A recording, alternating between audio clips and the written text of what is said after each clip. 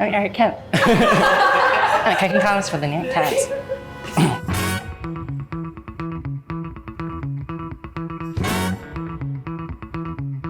Hey, it's Eric Kim. I'm a cooking columnist for the New York Times, and it's Dumpling Week. I wanted to share a very specific type called Napjak Mandu, and that means flat dumplings. They have less filling than a regular dumpling because the point of these is the crispy wrapper. It's a classic of the city Daegu in South Korea. In my family, my mom's sort of the main cook. She is the one who makes the filling and makes the stock.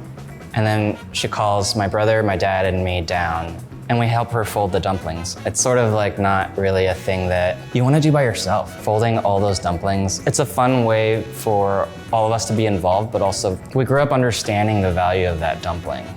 There's something about the makeup of my mom's history and my dad's history. It resulted in Kimchi Mandu that's always been our family's favorite.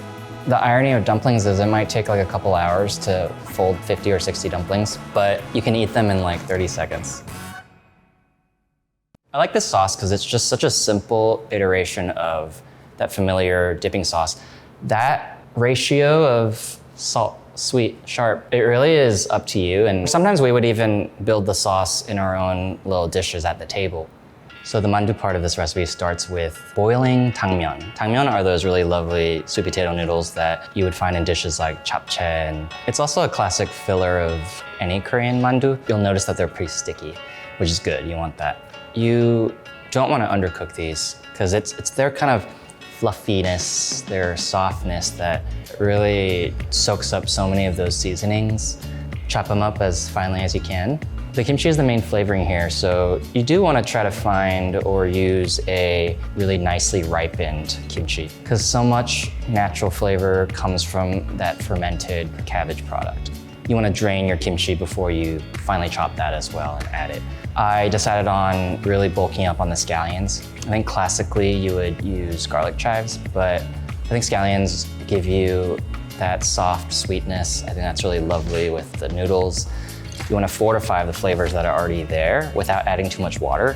And the way to do that is by adding gochugaru, which is a Korean red pepper powder. A little soy sauce is going to bring out those savory notes even more. But a little salt and sugar just really amps up those flavors. So you really season to taste, take a bite of that filling before you fill all your dumpling wrappers. You wanna make sure it's pretty assertively seasoned.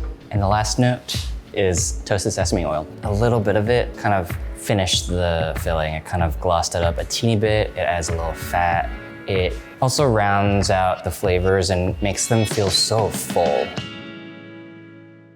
There's no wrong way to do this, but I have a certain process that works for me personally in my brain.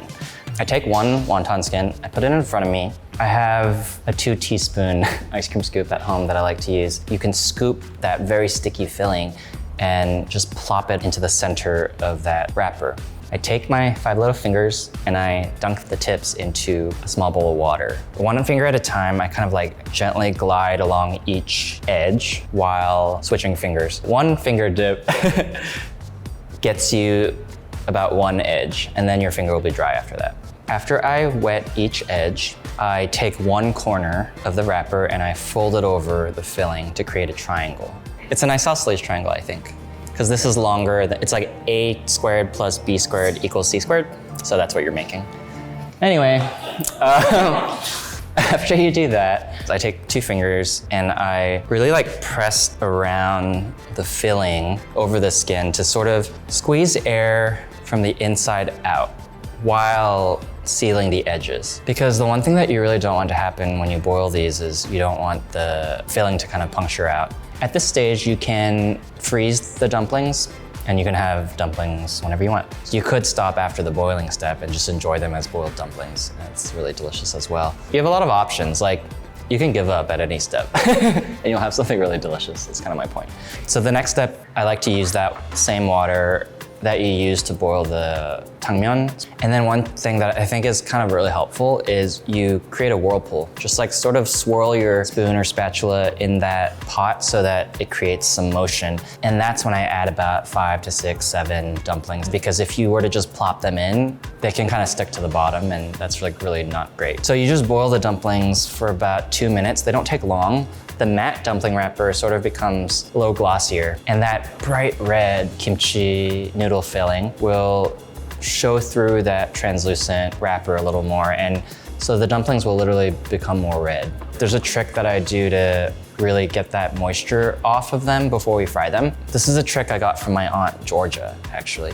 The microwave, it sort of finishes steaming them and it pushes any excess water or air out of the filling. If you don't have a microwave, you can actually just drain them on a paper towel. It's not a big deal. After that, all you do is you fry them. I like to take a non-stick skillet, put it over medium heat, add a little bit of oil. You actually don't even need that much oil for this. You're just crisping them up in the pan. You get kind of like a nice light golden color. It's a really thin, shattering kind of crisp. You want your teeth to sink into that plush noodle and the lovely kimchi, and it's a really lovely textural experience. You have all the textures. You get a sprinkling of gochugaru and sometimes scallion, and then the sauce that we made in the beginning, that will usually be poured over it, actually. I like to use it as a dipping sauce because, you know, if you are making this for a party, those crispy triangles are really great to pass around. There's so much flavor here for so few ingredients. It's about the sum of everything, like the scallion on top, the gochugaru. It's so special and interesting and fun to eat. I think with this recipe, it felt really good to lean into what my family does and what my mother did for us growing up, and the flavors that really mean Seollal and Lunar New Year to me. And that final bite with the crisp and the yielding to the softness, that is the flavor of Korean cooking. And I'm crying because I don't know why, but I think whenever I develop a Korean recipe, there's just so much pressure to get it right. And I think after 4 years at this job, I just want to show people that you don't need much to have a really joyful dish, a celebratory dish that sometimes can't really be finished without the help of your family. This week you'll have 5 dumplings to choose from. I hope you'll make all 5. This is mine, my Kimchi Napjak Mandu. It's heaven on a plate, I think, and I hope you love it. You can find this recipe and many more at nytcooking.com. I like yours, those are cool. Those look, sorry, yours look great too.